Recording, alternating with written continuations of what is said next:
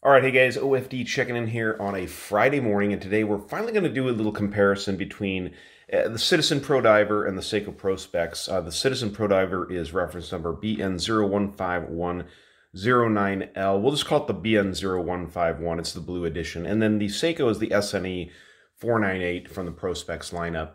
Obviously a throwback to the original Golden Tuna from back in the 1980s. But both watches are really, really cool watches. I think really going forward with watches, and I've said this before during these videos, I think solar technology is really just the way to go.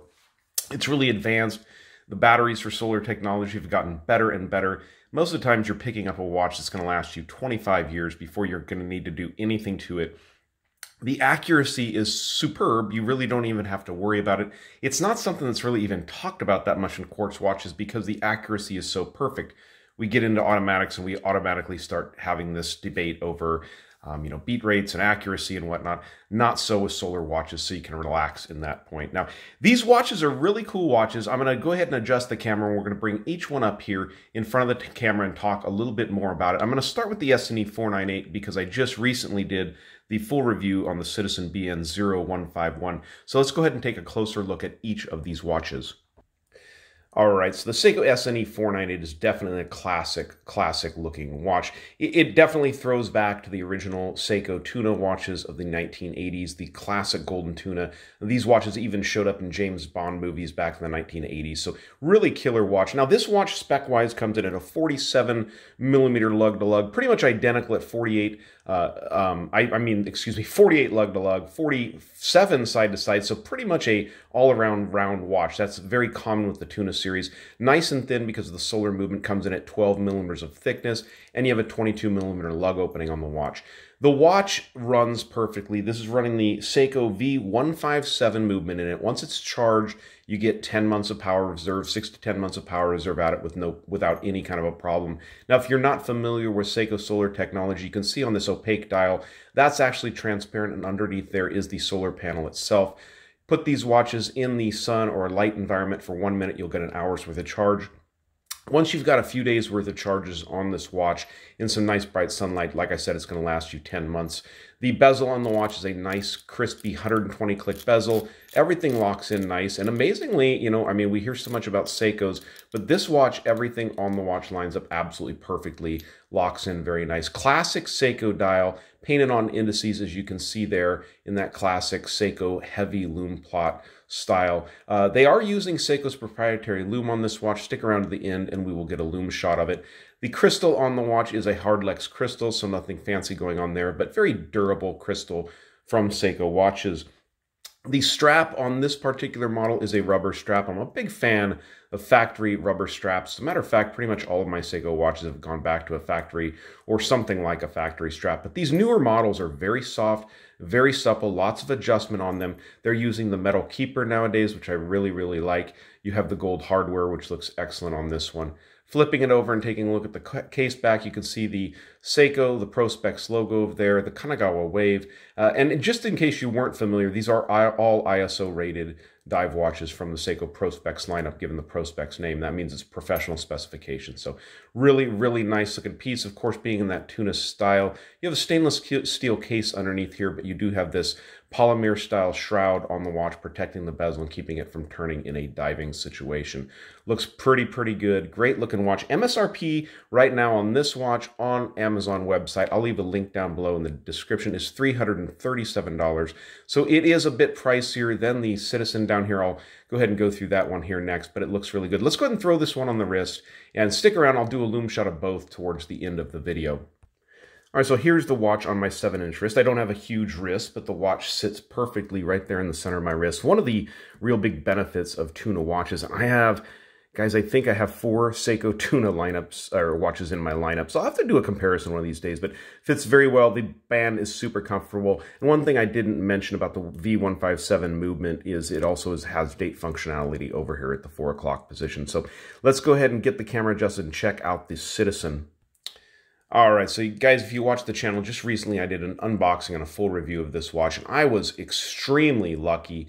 I got a notification from Amazon right around Black Friday after Thanksgiving that this watch was on sale for $116. So I picked it up off the website, Been loving it ever since. After that, it actually went on sale right before Christmas for $119.99, which was a great price. But I'll tell you guys right now, on Amazon, these are going for $221. They've jumped up quite a bit on price. The lowest price I could find out there was about $170 on eBay. So I'll leave a link to the Amazon down below. But I know I talked about the price on that one last, but I want to talk about the price on these ones first because it's definitely changed and jumped up there. So let's get into the specs on the Citizen EcoDrive Pro Diver. You have a 44mm case from side to side on this watch, so a nice size there, not including crown or crown guards, of course.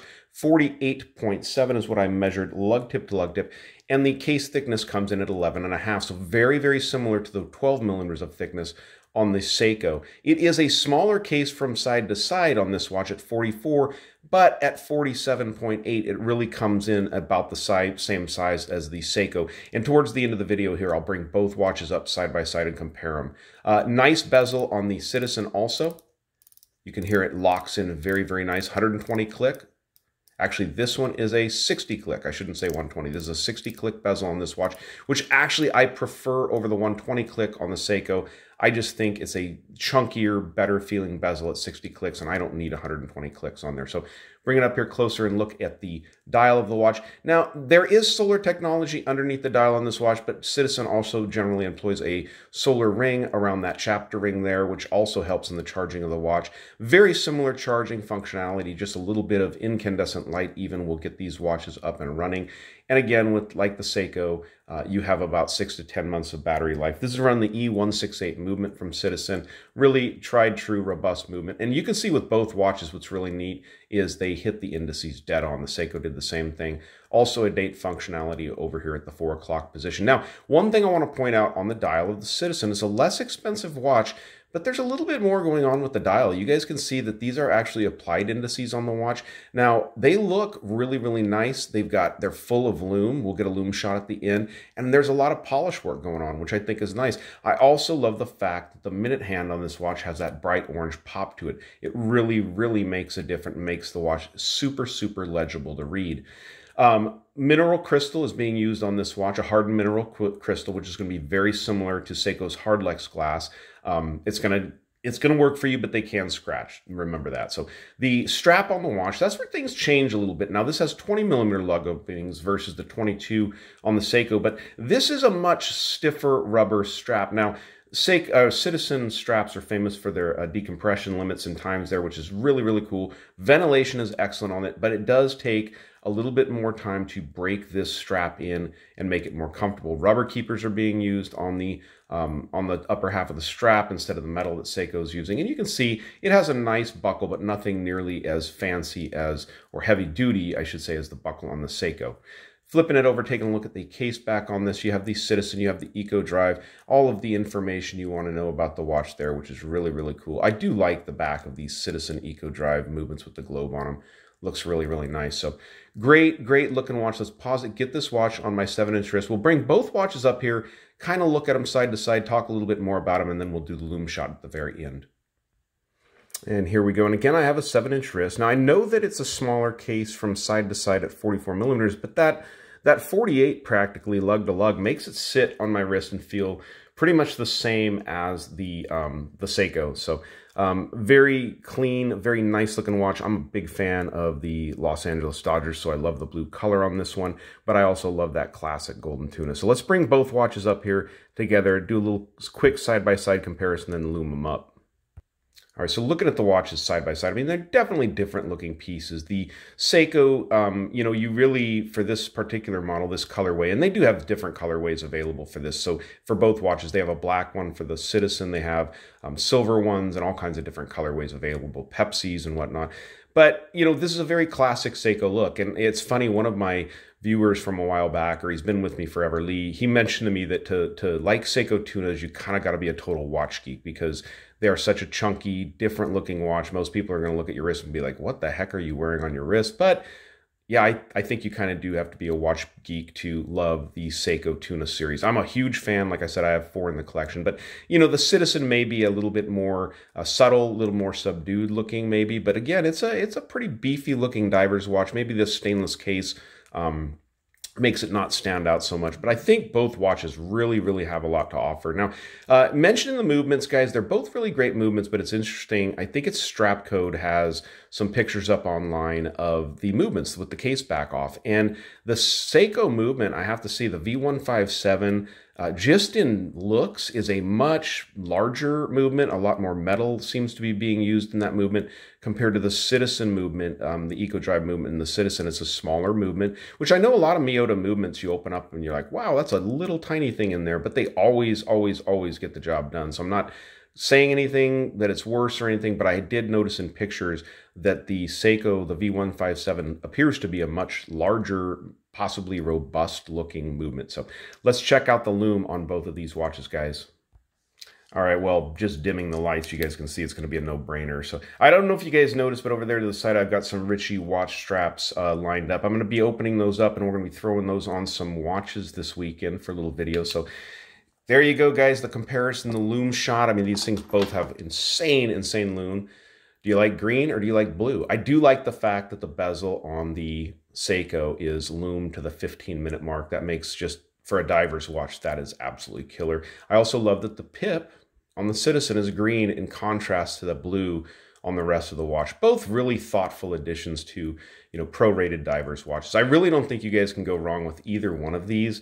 I mean, I think you're getting a whole lot of watch for the money. It's really, what do you want to pay for? The Seiko, you're going to pay a little bit more, about $100 more for it. Actually, a little more than $100. And the Citizens, you're saying, wow, you can get these if you stick around and wait. You can find these on Black Fridays or right before Christmas at some screaming deals. Right now, they're back up around that $200 price point. So, all right, guys, I know it's been a longer video today, but for me to do a comparison of two watches side by side like this, it just takes a little bit longer. So if you've stuck around to the end for the lume shot, I really appreciate it, guys. Give me a thumbs up down there at the bottom. If you've not subscribed to the channel, please hit the subscribe button down there at the bottom and like my video. Hit the little bell so you know when I'm making a new video. It really helps me out. All right, guys. Thanks, and have a great weekend.